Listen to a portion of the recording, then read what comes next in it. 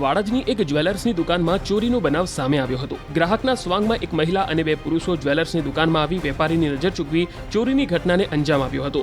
જો કે સમગ્ર મામલે પોલીસે ફરિયાદના આધારે ચોર ગેંગની ધરપકડ કરી છે। મળતી જાણકારી પ્રમાણે વાડજ સ્થિત આભૂષણ જ્વેલર્સમાં ગત તારીખ 30 એપ્રિલના રોજ દુકાન ખોલતાની સાથે જ 3 લોકો દુકાનમાં પ્રવેશ્યા હતા। આ લોકોએ વેપારી પાસે સોનાની કાંટી માંગી હતી।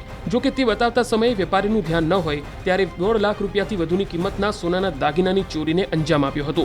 બનાવ અંગેની જાણ થતાં જ વેપારીએ વાડજ પોલીસ મથકમાં ફરિયાદ નોંધાવી હતી, જેના આધારે પોલીસે 3 આરોપીઓની ધરપકડ કરી।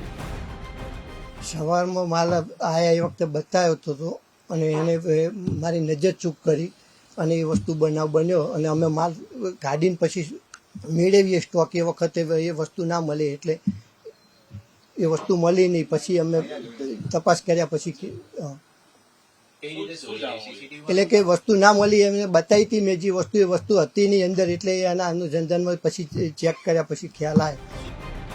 ઉલ્લેખનીય છે કે વાડજ પોલીસે પ્રવીણ ઉર્ફે અરવિંદ દંતાણી, કરણ ઉર્ફે કાલુ દંતાણી તેમજ ભારતીબેન દંતાણીની ધરપકડ કરી છે। આરોપીઓની પૂછપરછમાં સામે આવ્યું કે ત્રણેય લોકોએ ચોરીના ઈરાદે એક સાથે મળીને નીકળ્યા હતા અને જ્વેલર્સની દુકાનમાં વેપારીની નજર ચૂકવી ચોરીને અંજામ આપ્યો હતો।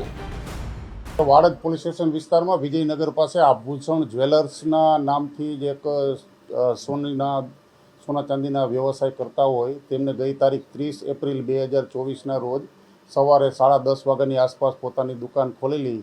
એ દરમિયાનમાં 3 ગ્રાહકો આવેલા છકડો રિક્ષા લઈને, જેમાં 2 પુરુષ હતા જે આશરે 25 થી 30 વર્ષની ઉંમરના અને એક મહિલા જે 25 થી 28 વર્ષની ઉંમરની હોય એ આવેલા અને પછી કોઈ પણ પ્રકારની ખરીદી કરી નીકળી ગયેલા હતા।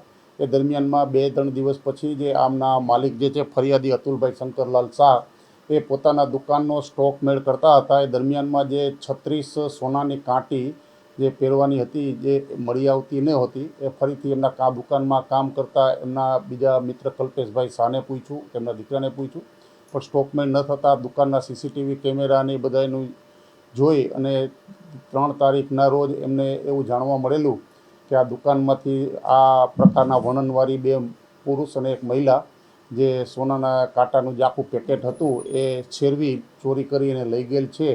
જેને આધારે એમને સીસીટીવીના આધારે માહિતી આપેલી હતી અને પોલીસ સ્ટેશનમાં ફરિયાદ દાખલ કરવા માટેની તજવીજ કરી।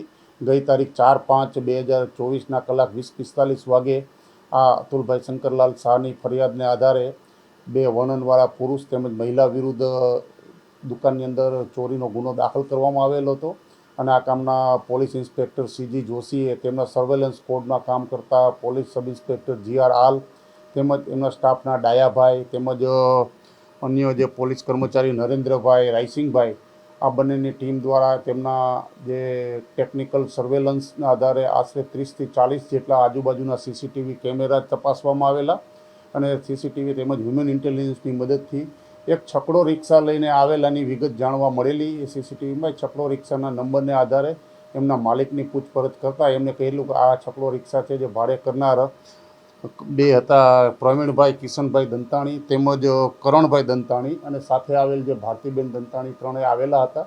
એને આધારે પોલીસે એમના ઘરે જઈને તપાસ કરતાં આ પ્રવીણભાઈ દંતાણીના ઘરમાંથી ચોરીમાં ગયેલા મુદ્દામાલ, અસલ મુદ્દામાલ તમામ રિકવર પોલીસ દ્વારા કરવામાં આવેલો હતો એમને।